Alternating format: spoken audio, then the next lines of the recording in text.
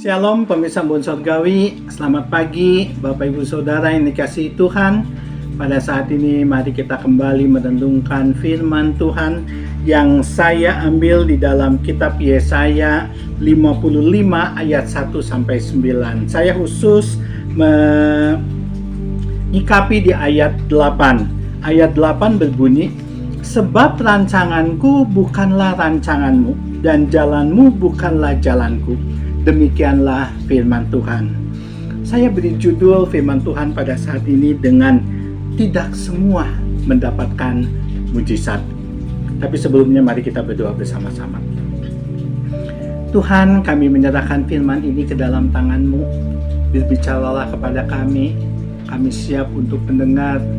Tuhan akan tolong supaya firman itu bukan hanya tertanam di dalam hati kami, tetapi kami dapat berkembang untuk menjadi pembawa berkat di dalam kehidupan kami. Terima kasih Tuhan untuk kesempatan ini. Dalam nama Tuhan Yesus saja kami berdoa. Amin.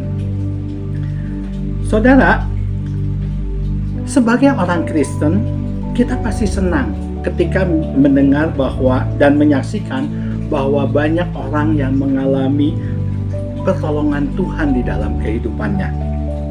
Misalnya, ada seorang ibu yang memerlukan susu bagi anak-anaknya. Ketika berdoa, ternyata ada orang yang tiba-tiba mengirim susu kepada anaknya. Itu suatu mujizat. Ada juga yang mengatakan pengalamannya ketika dia selamat dari kecelakaan. Itu karena mujizat yang Tuhan berikan. Demikian juga ketika dia mengalami kesembuhan dari sakit penyakit. Banyak mujizat yang terjadi dalam orang Kristen. Kesaksian-kesaksian itu pasti menguatkan kita yang tidak mengalaminya. Kita takjub akan kebaikan Tuhan, akan pemeliharaan Tuhan atas orang-orang beriman. Mungkin kita juga punya kerinduan yang sama untuk mendapatkan mujizat atau pertolongan Tuhan ketika kita mendapatkan kesulitan. Tuhan mengulurkan tangan kepada kita dan kita bebas dari kesulitan tersebut. Tentu kerinduan itu tidaklah salah. Persoalannya menjadi beda ketika orang yang memberi kesaksian itu berkata, Tuhan itu Maha Kuasa. Dia selalu menolong saya. Dia membuat mujizat bagi saya. Saya dulu tidak punya apa-apa, sekarang sudah mempunyai banyak hal. Jika kamu beriman seperti saya, kamu juga akan mengalami apa yang saya alami. Saudara, hal ini kadang membingungkan bagi sebagian orang Kristen. Jika si A mengalami mujizat, mengapa mereka tidak? Jika si B mengalami kesembuhan, mengapa mereka tidak? Lalu mereka bertanya, mengapa Tuhan? Mereka tidak mendapatkan mujizat. Mengapa? Apakah Tuhan tidak adil? Saudara, Tuhan memang kuasa, Maha baik, Maha kasih. Tuhan juga Maha adil. Tidak pernah Dia membeda-bedakan. Namun tidak dapat diartikan bahwa Tuhan itu harus menyamaratakan, memperlakukan setiap orang itu sama. Jalan Tuhan, pikiran Tuhan, rencana Tuhan, maksud Tuhan dalam hidup orang beriman itu berbeda-beda. Bagi si A, mungkin dia cepat disembuhkan. Tapi bagi si B, Tuhan memberikan waktu yang lama untuk menjadi sembuh. Apakah Tuhan tidak adil kepada si B? Atau Tuhan hanya adilnya kepada mengasihi si A saja? Kita tidak bisa mengasihi Tuhan. Karena kita tidak tahu apa pikiran dan rencana Tuhan. Kalau kita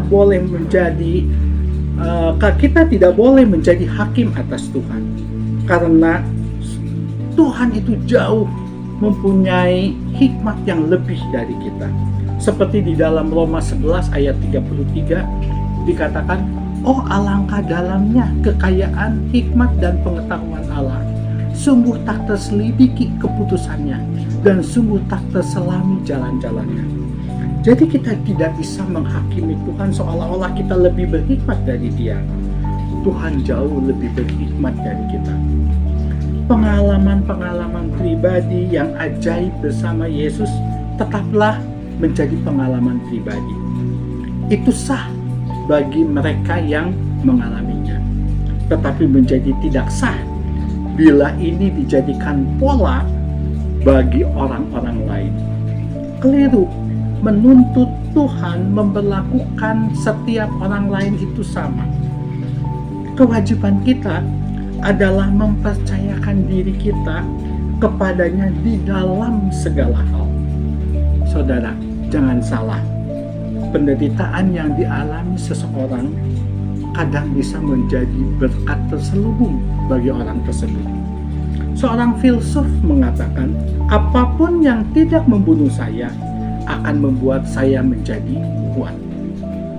Yang dimaksud dengan ucapan itu adalah bahwa seseorang bisa bertumbuh menjadi pribadi yang lebih kuat, pribadi yang lebih baik, pribadi yang lebih cerdas melalui penderitaan yang dia alami.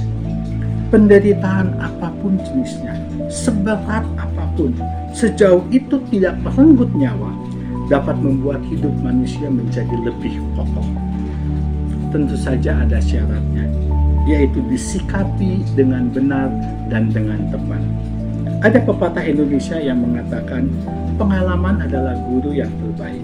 Melalui pengalaman kita belajar hal-hal yang baru yang menjadikan kita itu menjadi lebih baik.